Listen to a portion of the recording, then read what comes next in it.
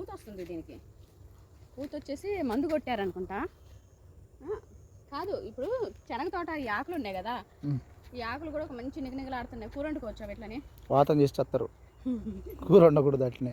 శనగే వాతం, వాటిని కూర వండరు. బాగా వాతం ఉండదు ఆకు. వాతమా? అయినా పశువులు తిన్నా కూడా చనిపోతాయి అంటగా. పశువులు ఈ ఆకులు తింటే చచ్చిపోతాయి, ఎక్కువ మొత్తంలో తింటే. ఆవులు శనగలు తిన్నా చచ్చిపోతాయి, పచ్చి శనగలు. పచ్చి శనగలు తిన్నా చచ్చిపోతాయి ఆవులు. ఈ ఆకులు తిన్నా కూడా చనిపోతాయి అంట. ఈ చేను మొత్తం 4 ఎకరాలు ఉంటుంది, 3.5-4 ఎకరాలు ఉంటుంది. ఈ ఆకులు తింటే చనిపోతారంట. ఆకులు తింటే వాతం. అయినా వండుకోవచ్చు అసలు దీన్ని?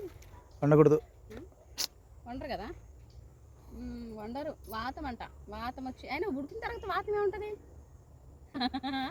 ఉడికినా ఉడకకుండా వాతమేనే. ఉడికిన తర్వాత వాతం ఉంటుందా? ఎందుకు ఉండదు? అంతే అంటావా?